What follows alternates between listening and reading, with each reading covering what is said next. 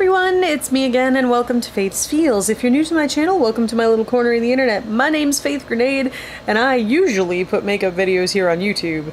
And you should subscribe so you can see those and hit the bell so you'll be notified when they show up. It's a good time. What you've stumbled upon is Faith's Feels, where I give you my feels on a makeup product or on life in general.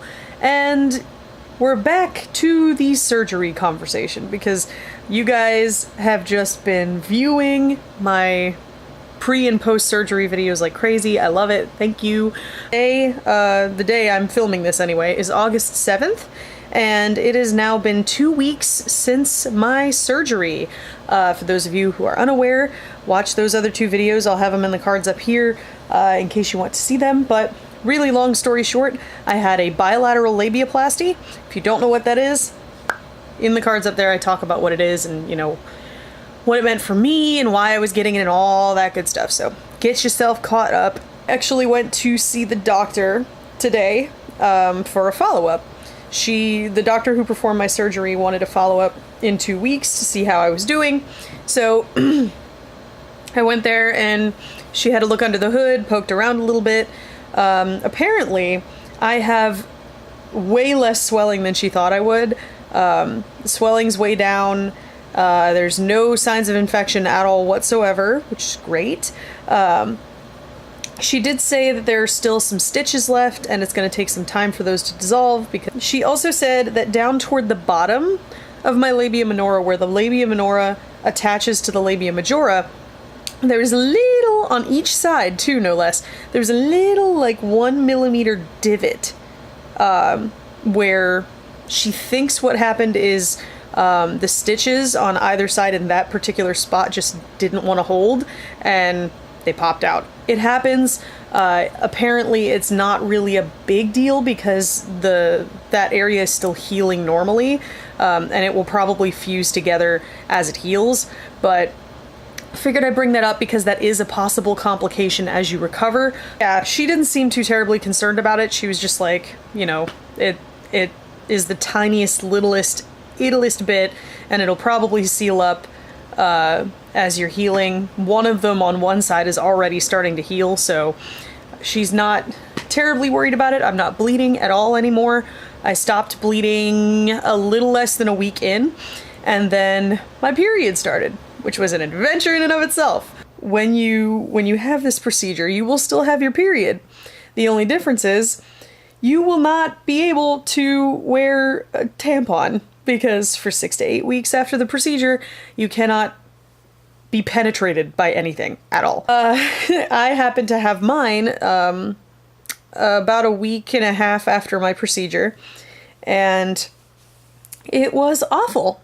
My ladies who don't use tampons, who use pads exclusively, how do you do that? It's so messy and inconvenient, and you just feel like you're smuggling a Volkswagen all the time. Ugh. Of course, you know, after the surgery you're gonna bleed a little bit, so I had to play the game of, is this blood coming from my uterus or my labia? That's a fun game. And my pain has been fine. Honestly, for the most part, I don't feel any pain at all. And I have since pretty much completely stopped taking both Motrin and the narcotic painkillers. I'm not on any painkillers at all right now, and I feel pretty much fine. I mean, every now and again, if I like move a certain way, or if I, you know, stand up and walk around for too long, then I'll start feeling little pinches, or that's what they feel like. It basically just feels like a little pinch or a little like poke or a little ow. But it's like so brief, and it's only every now and again. So it's just like every once in a while my goods will gently remind me that, hey, we're still recovering from surgery up here, you need to chill. My doctor has given me permission to look at myself again now, because the last time I looked was about 3 days in, and the swelling was so bad I could hardly tell what was labia and what was stitch and what was scar tissue and what was going on.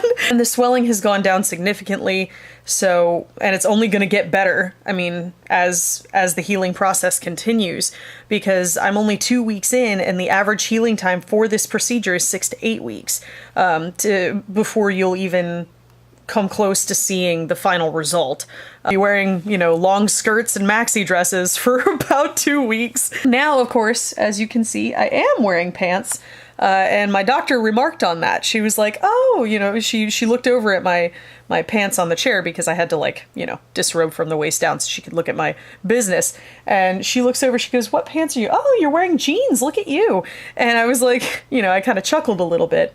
And I was like, oh, you know, don't let that fool you. Those are men's pants. And, you know, these are men's jeans. And she was like, ah, that's genius, because men's pants have a little pooch in the front of them to make room for a dick that I don't have. So that little pooch, that little gap of space, is the perfect amount to kind of give my surgical area some breathing room. That's another tip that I can give you guys. If you're going to get this procedure, for at least the first 2 weeks though, skirts, maxi dresses, like those big bell, like wide leg pants are going to be your best friend.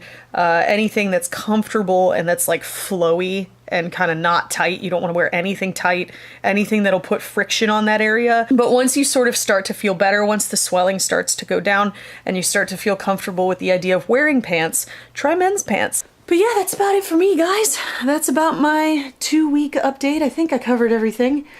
I wanted to, because I saw the doctor today, and I was like, I want to sit down and film today because I'm afraid I'm going to forget something that she said. Yeah, if you guys have any questions, leave them in the comments and let me know, and I'll try to answer them as best I can. Obviously, guys, I'm not a doctor, so please don't come to me for medical advice.